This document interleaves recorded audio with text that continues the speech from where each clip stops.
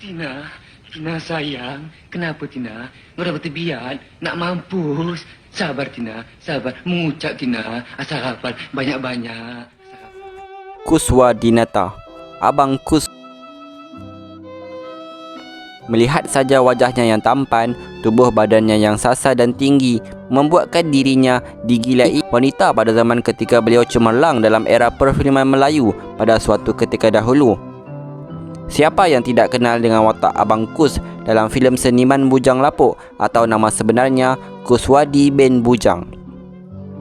Watak seorang lelaki tampan yang beristeri dua tetapi tidak pandai berlaku adil kepada isteri pertama. Akhirnya diajar oleh seniman Aziz Sattar cara berlaku adil.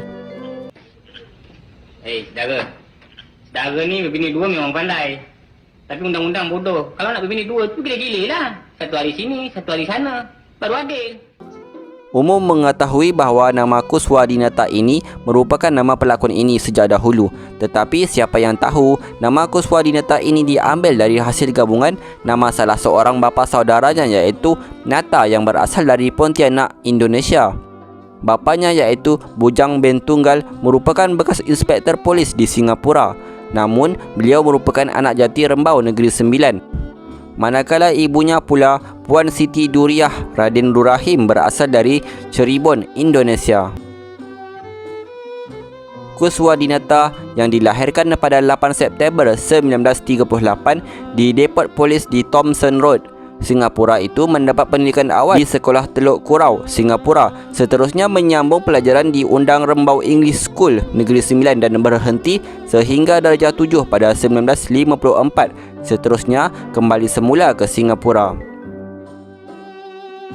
Beliau yang sangat meminati dunia perfilman sejak kecil lagi sangat suka menonton wayang dan bercita-cita untuk menjadi seorang bintang filem.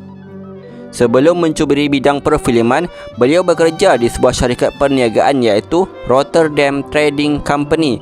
Cita-citanya untuk menjadi bintang filem akhirnya tercapai apabila pada tahun 1957 beliau telah menghadiri uji bakat bersama seniman Mahmud Jun di studio Ketay Chris di hadapan pengarah L. Krishnan, M. Amin, S. Romaino, Nordin Ahmad dan Maria Manado.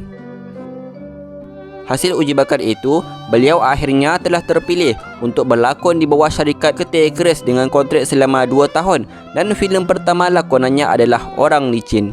Sejak dari itu, beliau memulakan karirnya sebagai seorang pelakon filem dan tidak lama selepas itu, beliau telah berpindah ke syarikat Malay Film Production di Jalan Ampas. Masuk. Nampak. Nanti Pak. Kisah penghijrahannya dari syarikat Ketay Chris ke Malay Film Production ini bermula pada suatu hari ketika pertandingan sepak raga diadakan antara kumpulan Ketay Chris dan Malay Film Production.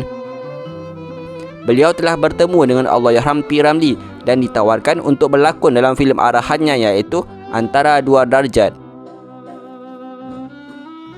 Watak yang diberikan kepadanya ialah Tengku Hasan iaitu abang kepada watak Tengku Zaliha lakonan Seniwati Sa'diah. Beliau terus menerima tawaran tersebut tanpa bertanyakan berapakah bayaran yang akan diberi.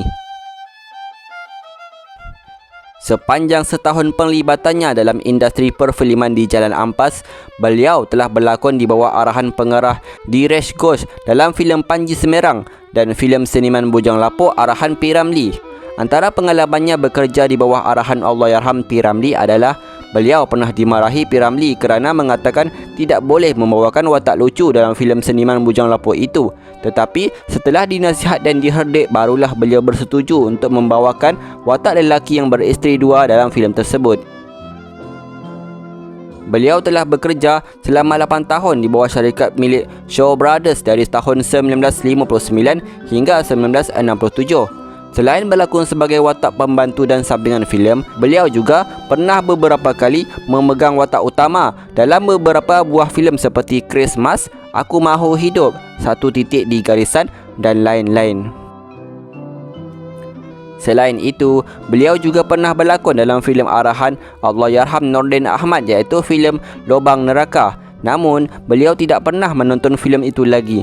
Selain berlakon dalam filem tempatan, beliau turut berlakon dalam filem antarabangsa yang terkenal seperti Columbia Pictures dalam filem Beyond Rango, Little Adventure dan Pretty Girl. Hei suara, siapakah kamu? Jin ataupun hantu? Keluar, tunjukkan rupamu. Pada tahun 1967, setelah studio Jalan Ampas ditutup, beliau tidak berlakon lagi dan memulakan kerjaya baru di Golden Mine, Beach Road dan Singapura sebagai home detective, iaitu pengawal peribadi, seterusnya sebagai lifeguard. Selepas itu, beliau mendapat tawaran berlakon semula dalam beberapa filem Melayu di Malaysia. Tidak lama selepas itu, pada tahun 1980, beliau telah berhijrah ke Kuala Lumpur setelah dipelawa oleh seniwati Sarimah untuk berlakon dalam sebuah filem arahan S. Sudamarji bertajuk Detik 12 Malam. Kalau kamu berdua nak ikut, boleh juga. Tapi, kenalah duduk atas hood. Macam, boleh tak? Atas hood lah. Janji boleh celah.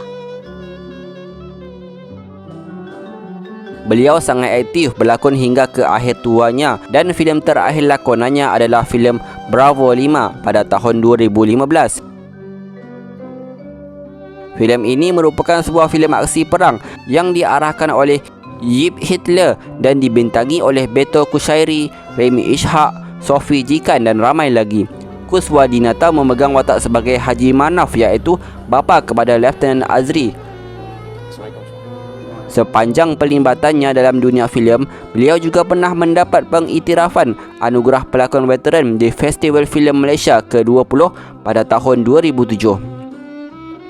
Pada 16 Februari 2013, beliau menghembuskan nafas yang terakhir di Hospital Ampang akibat masalah buah pinggang dan kanser usus di sisi isteri Kamariah Muhammad Said dan seluruh ahli keluarganya.